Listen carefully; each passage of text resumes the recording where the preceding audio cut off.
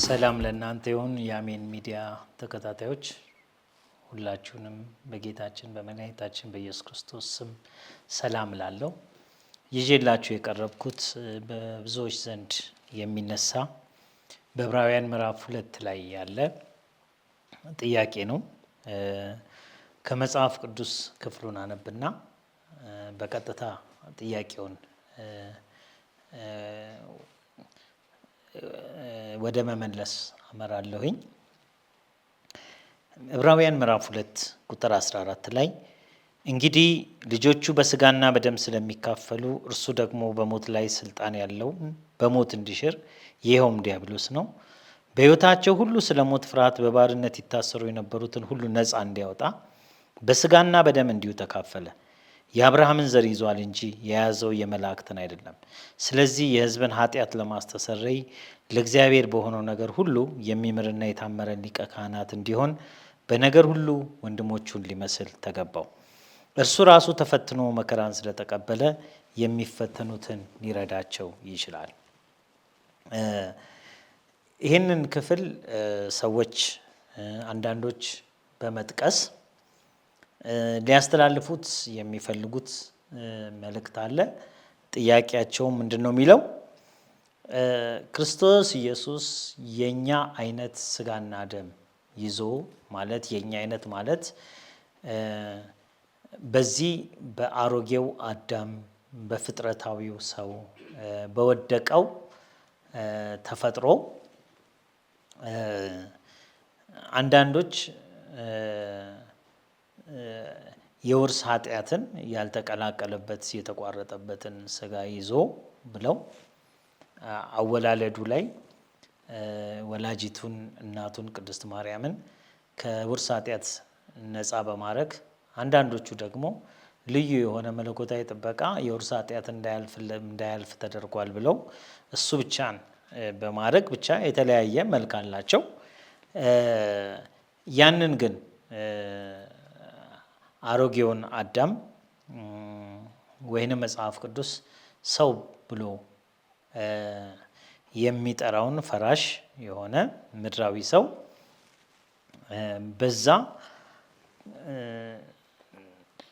መጥቷል፣ ተካፍሎናል የሚል ከስጋችን ስጋ ከነፍሳችን ነፍስ አንዳንዶችም መንፈሳችንን ተካፍሎ እኛን መስሏል የሚል መልእክት ነው የሚያስተላልፉበት። እንግዲህ ይሄ ከሆነ በአጠቃላይ የመጽሐፍ ቅዱስ ትምህርት ይህንን ነገር እየመዘንን እናየዋለን። መጀመሪያ አጠቃላይ የመጽሐፍ ቅዱስ ትምህርት ስለ ሁለት ሰዎች እንደሚያወራ መታወቅ አለበት። ወደ ጥያቄውን ቀጥታ ከመመለሴ በፊት ማለት ፊተኛ ሰው አለ፣ የመጀመሪያ ሰው የተባለ አዳም አለ። ፍጥረታዊ ነው፣ መሬታዊ ነው፣ ከአፈር ነው የተዘጋጀው፣ የወደቀ ነው፣ የኃጢአት ተፈጥሮ አለበት። የኃጢአት ተፈጥሮ ብቻ ሳይሆን ደግሞ ፍጥረቱ ሙሉ አይደለም፣ የእግዚአብሔር ዘላለማዊ ዓላማ ውስጥም የለም። ይሄ መታወቅ አለበት። ይህንን በተለያዩ በአሜን ሚዲያ በተሰራጩ ትምህርቶች መከታተልና ማየት ትችላላችሁ። በፍጥረታዊ ሰውና በመንፈሳዊው ሰው በሁለቱ ሰዎች መካከል ያለውን ነገር ማየት እንችላለን። እንግዲህ አሁን ሁለተኛው ሰው የሚለውንም ባለመረዳት ነው የሚመጣውና ሁለተኛው ሰው የሚለው ቃል የአዲስ ሰው መግባትን የሚናገር ነውና የአዲስ ሰው መታየት ነው።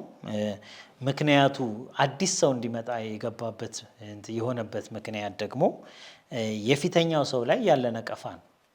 ግልጽ ነው። ይህንን የሚያመለክተን ጭምር ነው። ሁለተኛ ብሎ በመጽሐፍ ቅዱስ ውስጥ አንድ ነገር በተጠቀሰበት በሙሉ የምንረዳቸው ነገሮች የፊተኛው አለመፈለጉን ነው። ለምሳሌ በኪዳን እኔ አዲስ ኪዳንና ብሉይ ኪዳን እንላለን። ስለ ኪዳን መጽሐፍ ቅዱስ ሲያወራ በዕብራውያን ምዕራፍ 8 ቁጥር 7 ላይ ምንድን ነው የሚለው? ፊተኛው ኪዳን ነቀፋ ባይኖረው ለሁለተኛው ስፍራ ባልተፈለገ ነበር ይላል።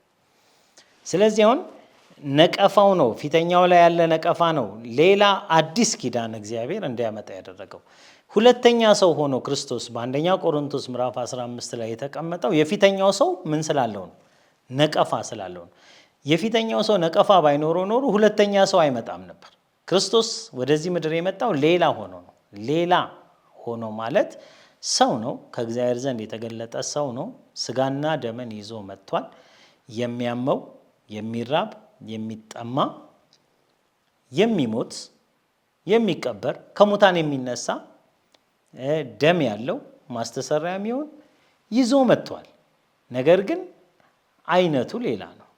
ከሰማይ ነው ምንጩ፣ መለኮታዊ ነው ምንጩ፣ የእግዚአብሔር ነው። መካከለኝነቱ ከሰማይ ከእግዚአብሔር ዘንድ የመጣ ነው እንጂ ከሰዎች መካከል የመጣ አይደለም። ስለዚህ እነዚህ ነገሮች ስናቅ የፊተኛውና የኋለኛው ሰው ላይ ያለውን ልዩነት ሲገባን እነዚህን ጥያቄዎች ራሱ አናነሳም ማለት ነው። በክህነትም አገልግሎት ይሄ እንግዲህ ከክህነት ጋር የተያያዘ ትልቅ ነገር ያለው ክፍል ነው። የሕዝብን ኃጢአት ለማስተሰረይ ለእግዚአብሔር በሆነው ነገር ሁሉ የሚምር የታመነ ሊቀ ካህን የሚል ቃል ነው አጠገቡ ያለው። ስለዚህ ካህንን ሰው አይመርጥም። ትንሽ አሁን መጽሐፍ ቅዱስን ስናጠናና ስናቅ ካህናት የምድራዊ እንኳን ቢሆኑ ምድራዊ ሰዎች እንኳን ቢሆኑ ማንም ክብሩን ለራሱ አይወስድም በእግዚአብሔር ከተመረጠ በቀር ይላል።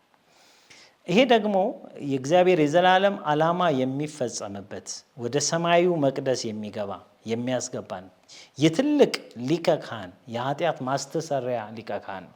ስለዚህ ለስጋ ያልተቻለው የአዳም ልጆች ያልሰሩትን የክህነት ስራ ለመስራት እግዚአብሔር ራሱ እንደ መልከ ጸዴቅ ሹመት በሚል በመልከ ጸዴቅ ሹመት ማለት ይሄ የትልቅ ሰው ከፍ ያለ ሰው የታላቅ ሰው ሹመት ነው። ስለዚህ የኛ ድህነት ከኛ ሰውነት ከፍ ያለ ሰው ይፈልጋል።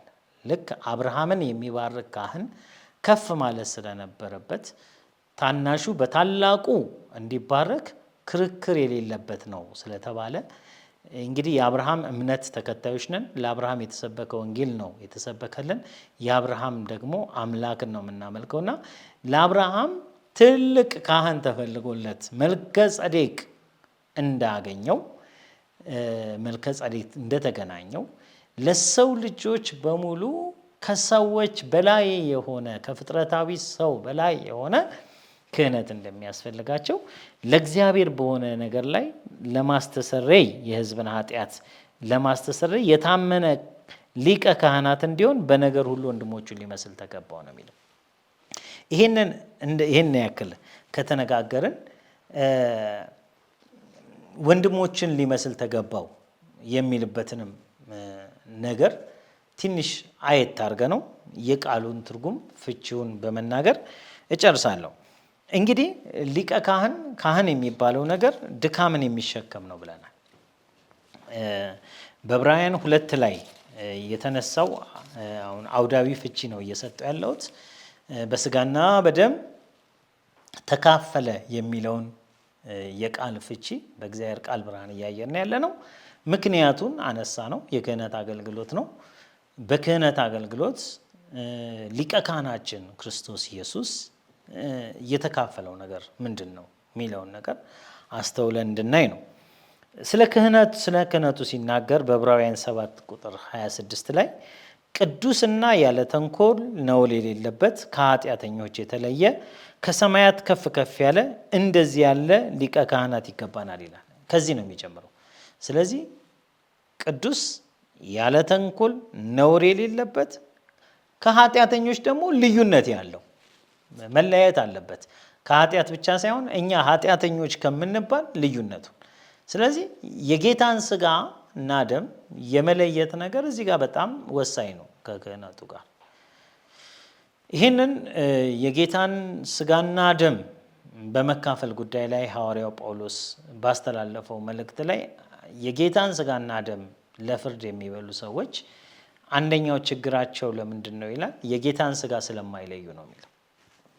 መለየት በጣም አስፈላጊ ነው። ፍርድ አለበት፣ ለፍርድ ይበላሉ ይላል። መለየት ማለት ልዩነቱን ግልጽ ነው፣ ልዩነቱን ማወቅ ማለት ነው። ከምድራዊው የአዳም ስጋ ልዩነቱን ማወቅ፣ ይሄ የእግዚአብሔር እንጀራ ነው፣ ይሄ ከሰማይ ነው፣ ይሄ የእግዚአብሔር በግ ነው ብሎ ልዩነቱን ማወቅ ማለት ነው።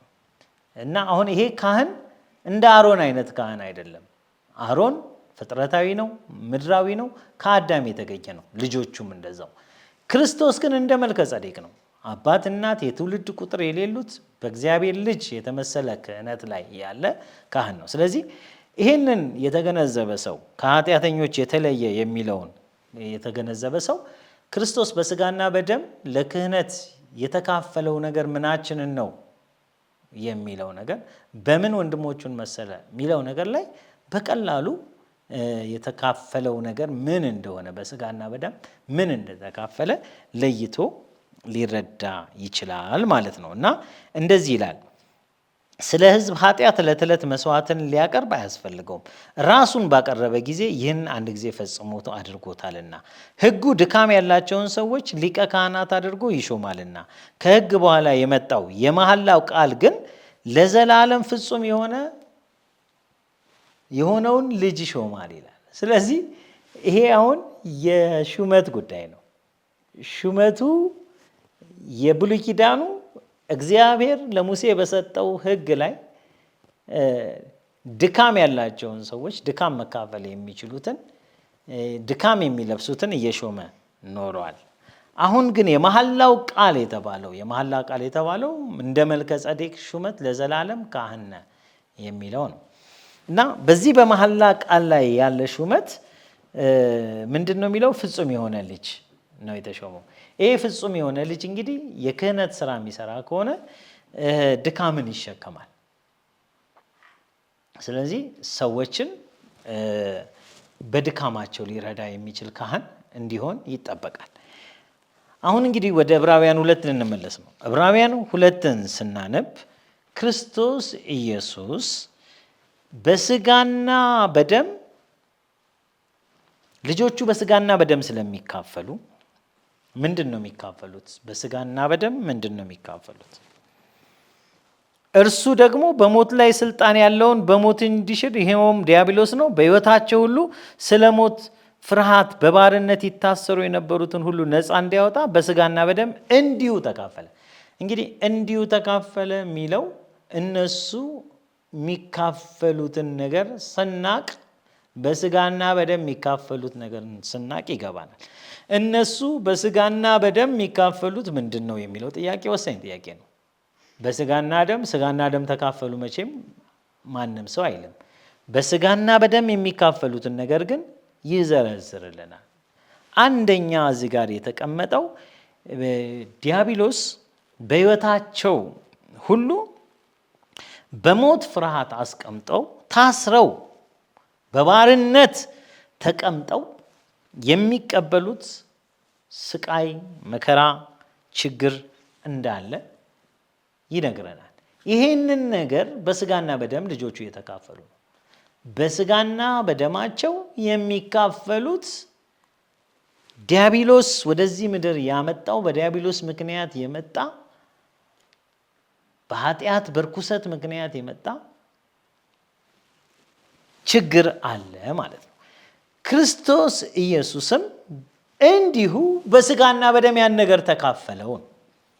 ስለዚህ ነገሩ ምንድን ነው? እንግዲህ ጽዋው ነው ተመሳሳይ፣ ስጋና ደሙ አይደለም ማለት በዚህ ማቅረቢያ እኔ የራሴን ማቅረቢያ ይዤ መጥቼ የራሴን ካፕ ይዤ መጥቼ ከእናንተ ጋር ተመሳሳይ ነገር ልካፈል እችላለሁ። እንደ ጥሩ ምሳሌያዊ አገላለጽ ከወሰዳችሁልኝ በዚህ ነገር የምንካፈለው ነገር ተመሳሳይ ሆኖ ይሄ ዕቃ ግን የኔ ነው። ሌላ ሰው ኩባያ ሊመርጥ ይችላል። ሌላ ሰው ጣሳ ሊመርጥ ይችላል። አላቅም። እኔ ግን በዚህ ተካፈልኩት። ጣዕሙ አንድ ነው። ስሜቱን እንረዳለን። ይምረርም ይጣፍጥም ቀምሰነዋል። ነገር ግን መቀበያው ግን የተለያየ ነው። ይሄ ነው። ስለዚህ ክርስቶስ በራሱ ስጋና ደም ተመሳሳይ የሆነ ስቃይ፣ መከራ፣ ችግር ሰዎች የሚያልፉበትን የሞት ፍርሃት ጣር፣ ረሃባችንን፣ ጥማታችንን ኢሳይያስ 53 ላይ የተቀመጡትን ለመቁጠር የሚያዳግቱትን በስጋችን የምንካፈላቸው ብዙ የሆኑ ተግሳጾችንና በአይምሮአችንም ራሱ የምንካፈላቸው ሳይኮሎጂካል የሆኑ ይሄ መገፋት፣ መቆጠር፣ መተው፣ መሰደብ የሚሉ ሁሉ ያሉበት በጣም እጅግ ብዙ የሆነ ሰቆቃችንን ክርስቶስ ኢየሱስ ካህናችን በራሱ ስጋና ደም ተካፈለው። እኛ በራሳችን ስጋና ደም ስንካፈል የነበረውን ክርስቶስ ኢየሱስ በራሱ ስጋና ደም ተካፈለው የሚል ትርጉም ነው ያለው። ስለዚህ ስጋና ደም ተካፈለ የሚል ትርጉም የለውም።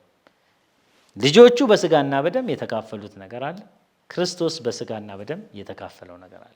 እዚህ ጋር ኮመን የሆነው ነገር የጋራ የሆነው ነገር በራሳቸው ስጋና ደም ክርስቶስም ይሁን ልጆቹ ተመሳሳይ ነገር ተካፍለዋል።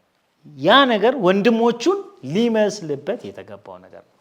ስለዚህ ሞታችንን ሞቷል፣ ስቃያችንን ተሰቃይቷል፣ ረሃባችንን ተርቧል፣ ጣራችን፣ ጭንቀታችን፣ መከራችን፣ ፍርሃታችንን ሁሉ ያቀዋል፣ ስደታችንን ያቀዋል። በዲያብሎስ ተፈትኗል፣ በሰዎች ተገፍቷል፣ ተንቋል፣ ተተፍቶበታል፣ ተገርፏል፣ በፍርድ ፊት ቆሟል።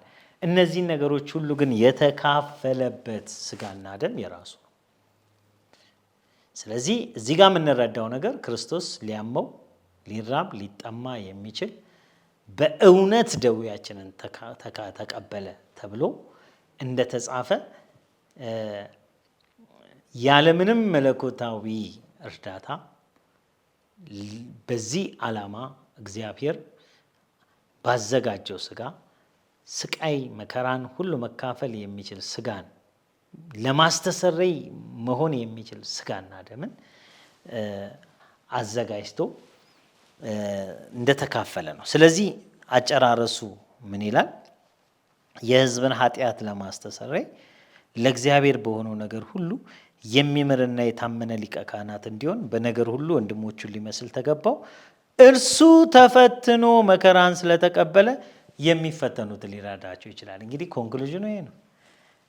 ዋናው የተፈለገው ፈተናን ያውቀዋል ወይ? ተፈትኖ መከራን ተቀብሏል ወይ? አዎ ተቀብሏል። በምን ከተባለ በራሱ ስጋና ደም በራሱ መካፈያ ተካፍሎታል።